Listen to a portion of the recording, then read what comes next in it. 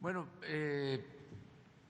estamos evitando ya el saqueo no solo del sureste, sino en el país en general. Yo creo que la principal misión de este gobierno es desterrar la corrupción, acabar con el saqueo.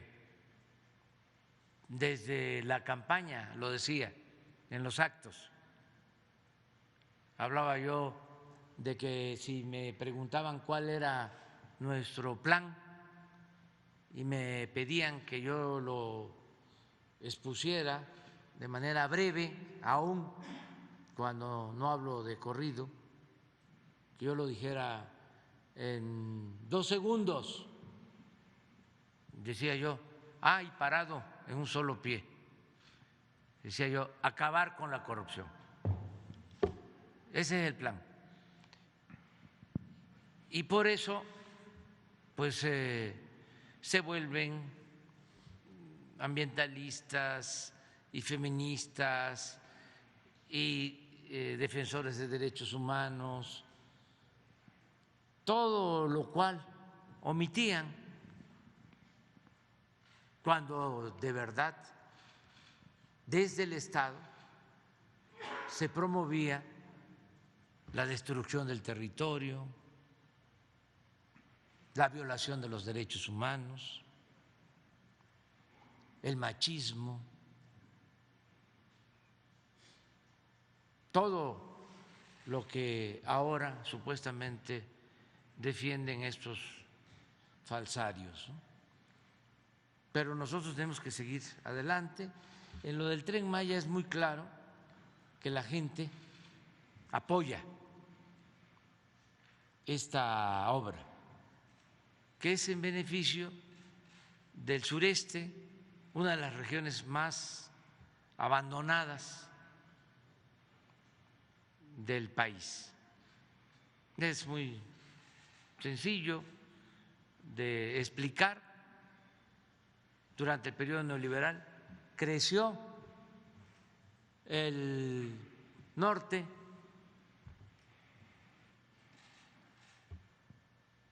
(4% en promedio), del centro 2% en promedio, del sur sureste 0%.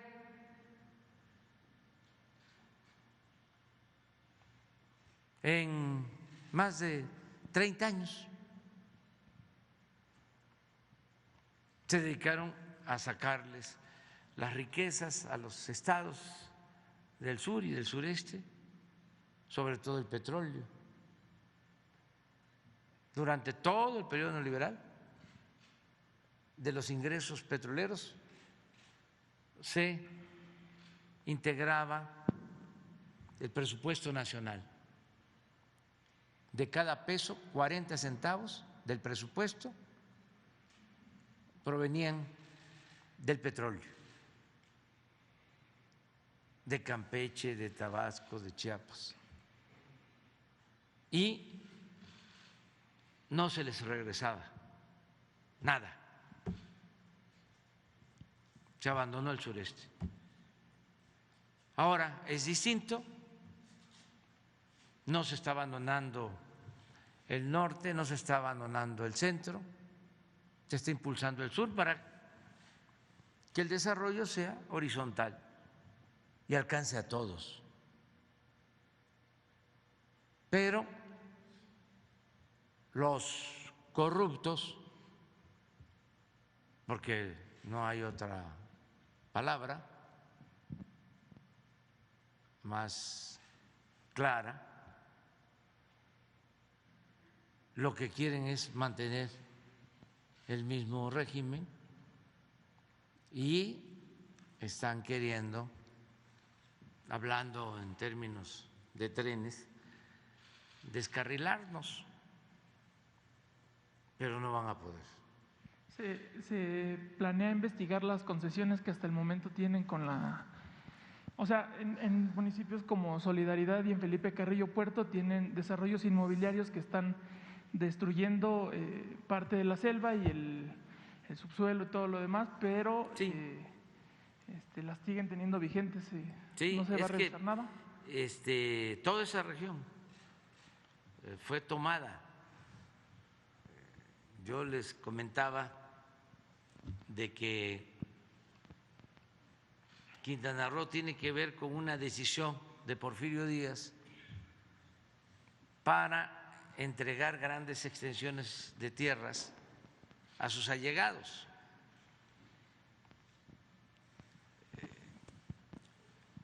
Quintana Roo pertenecía, el territorio, a Yucatán,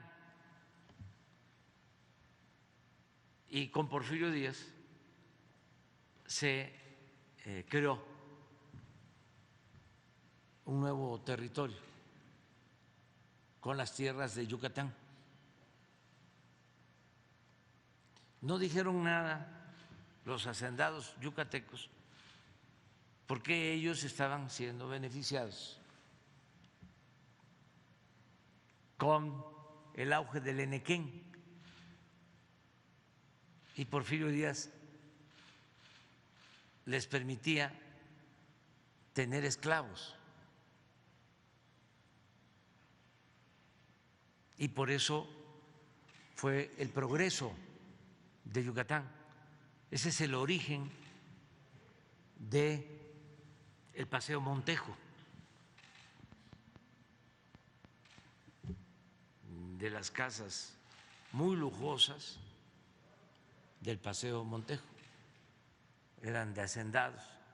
De ahí viene lo de la casta divina de Yucatán. Entonces, pues no les interesaba que la mitad del estado de Yucatán pasara a formar parte del territorio de Quintana Roo, porque además no estaba habitado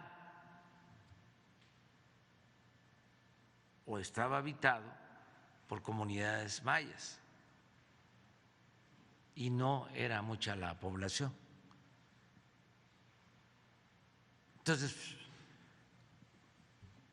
un hijo de Bernardo Reyes, un hermano del gran escritor Alfonso Reyes, tenía una gran extensión allá en Quintana Roo, entregada por Porfirio Díaz. Y ya también di a conocer de que la isla de Cozumel fue entregada al hermano del maestro Justo Sierra. Entonces, así se entregó. Pero era inhóspito, era malsano el clima, se convirtió en prisión y allá llevaban a los opositores al régimen porfirista. Allá fueron, ya lo he explicado en varias ocasiones, los líderes de la huelga de Río Blanco, los llevaron presos, y el que llegaba allá pues ya no salía por las enfermedades y por el maltrato y la violencia. Allá hubo exterminio de indígenas, allá se fueron a formar los militares más represores, allá estuvo Victoriano Huerta, allá obtuvo el primer nivel, el primer grado como general, los condecoraban por participar en las llamadas guerras contra los mayas y contra los yaquis. Entonces, de repente pasó como lo de la selva lacandona, después que las llamadas monterías que eran campamentos manejados por grandes comerciantes extranjeros. Se dedicaban al corte de la madera, de la caoba, y sacaron muchísima madera, miles de trozas de madera, por el río Usumacinta hasta la costa. Y allí, en frontera, en las costas del Golfo, embarcaban toda esa madera a Nueva York, a Europa, porque estamos hablando de madera preciosa. Además, acuérdense de la rebelión de los colgados, de Bruno Traven, un árbol de caoba no alcanza uno a abrazarlo, pero lleva su desarrollo 40, 50, 100 años. Entonces, había también esclavitud en las monterías, el famoso enganche. Se llevaban gente engañada a las monterías que les iban a pagar bien y ya no podían salir.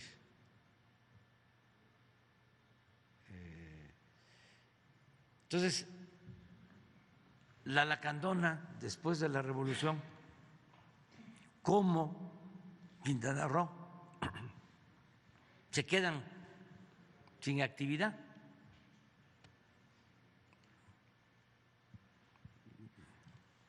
Todo lo que tenía de auge el río Usumacinta, la parte alta de Chiapas, límites con Guatemala, que era como la gran avenida para el traslado de madera, para las comunicaciones, con grandes embarcaciones hechas de esos árboles ahuecados,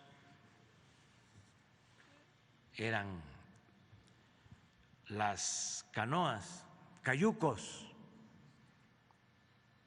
Entonces todo eso se abandona. Pasa lo mismo en Quintana Roo y de repente viene un auge nuevo.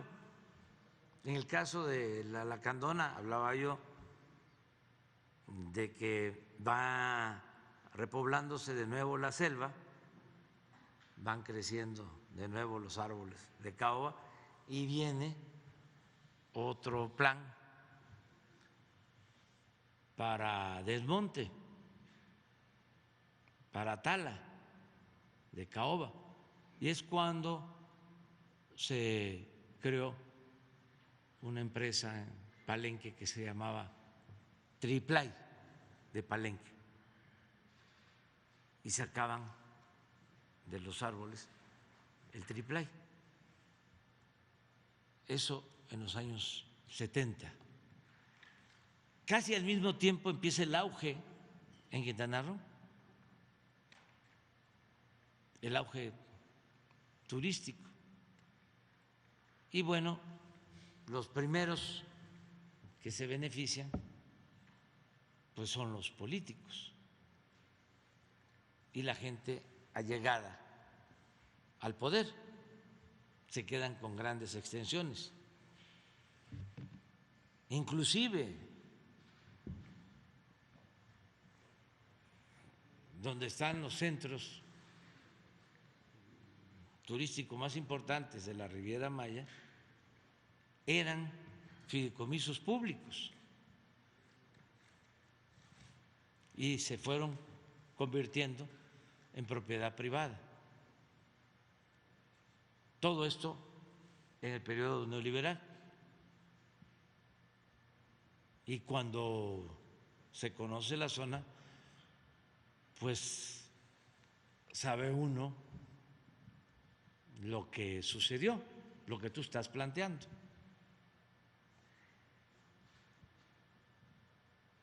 No es un secreto. Se sabe, por ejemplo, que un banquero famoso, Roberto Hernández, que era el principal accionista de Banamex y que fue el que le recomendó a Vicente Fox a Francisco Gil Díaz como secretario de Hacienda, porque Gil Díaz, después de ser subsecretario de Salinas, de Hacienda, pasó a trabajar como es la costumbre, que por cierto ayer la Suprema Corte resolvió de que sí pueden seguirlo haciendo. Fuera la costumbre, después de ser subsecretario de Hacienda, se va a trabajar con Roberto Hernández, Gil Díaz. Luego gana Fox y Roberto Hernández lo recomienda para que actuara como secretario de Hacienda. Y siendo secretario de Hacienda es cuando se vende Banamex. Roberto Hernández y otros socios venden Banamex en 12,000 millones de dólares y no pagaron ni un centavo de impuestos. Bueno,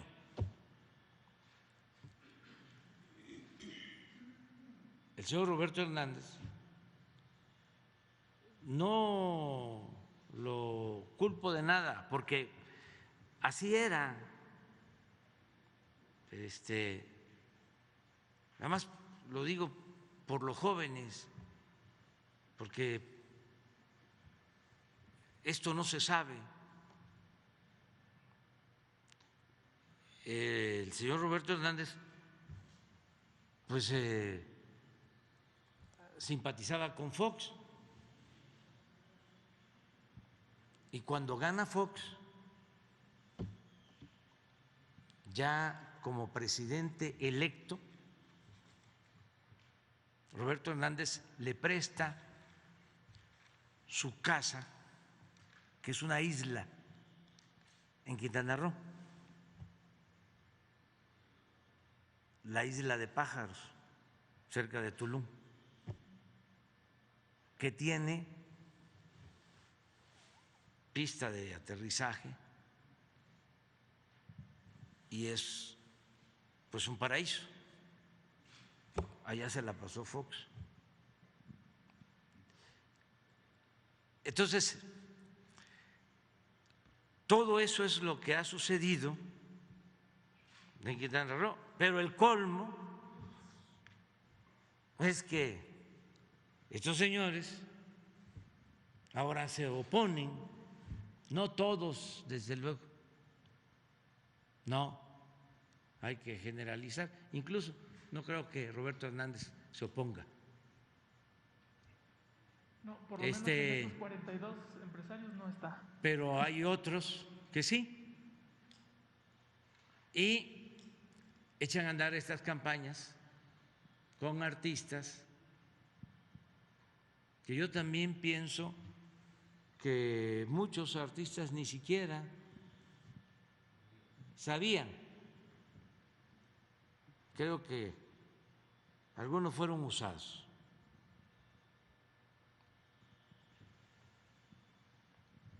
Nosotros vamos a continuar con el plan porque estamos cuidando el medio ambiente,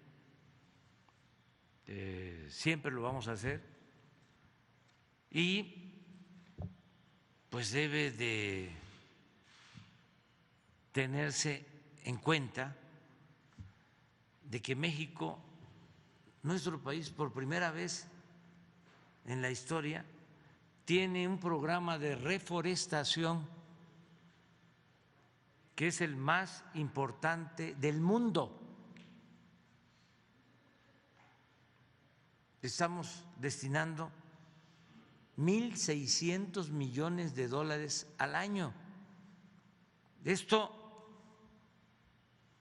no lo están haciendo en Estados Unidos, ni en Canadá, ni en Francia, ni en China, ni en Rusia, ni en ninguna parte.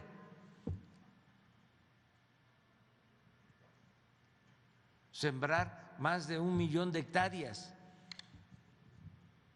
y sembrar caobas y cedros. Solo en los 5 estados del sureste por donde pasa el Tren Maya, más de 400,000 hectáreas. Chiapas 200,000. Pero en las zonas más cercanas al tren, en total 200,000 hectáreas. Estuve el fin de semana en Espujil. Ahí hay, en la región de Espujil, que es el municipio de Calakmul, como 6,000 sembradores que están recibiendo mes con mes un jornal para que cultiven, para que siembren sus parcelas, sus pequeñas propiedades. Pero eso muchos no lo saben y pues otros no quieren escuchar nada de eso, les molesta. Pero bueno, ofrecemos disculpas porque vamos a seguir informando. Por último, ¿tiene algún mensaje para estos 42 empresarios que pretenden que se construya el Tren Maya y se inaugure en diciembre de 2023? ¿Los que no quieren, dices? Sí, los 42 que están. Bueno, que es una obra importante y que va a concluirse en diciembre del año próximo. Fíjense, de toda la experiencia, ¿no?, que se produce cuando se trabaja en campo y en beneficio de la gente.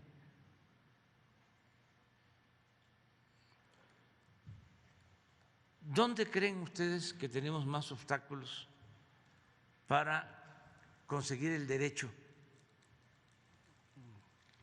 de vía? Cuando estamos más cerca de las ciudades, cuando ya no son campesinos, ejidatarios, ni pequeños propietarios, cuando ya son empresas inmobiliarias. Algunos, cuando se enteraron de que iba a pasar el Tren Maya, empezaron a comprar terrenos.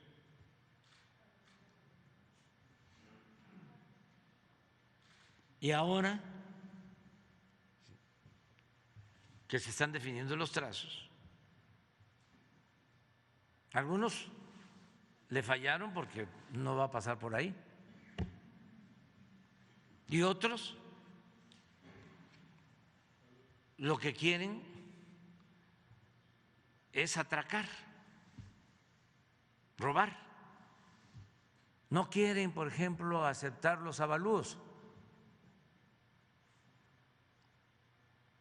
Y se amparan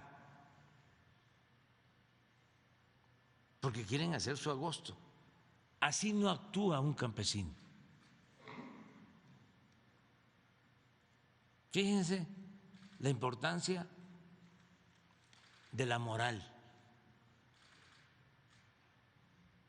en la gente humilde.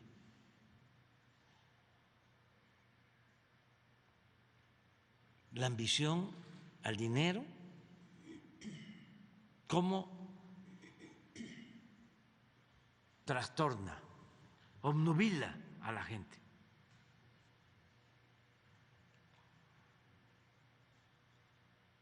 Afortunadamente, que eso también debe saberse, la mayor parte del tren se construyó sobre la antigua vía del ferrocarril del sureste. Si todo hubiese sido un trazo nuevo, no salimos. Pero ya puedo decir hoy que debemos de tener pendiente de liberación del derecho de vía, de los 1.500 kilómetros,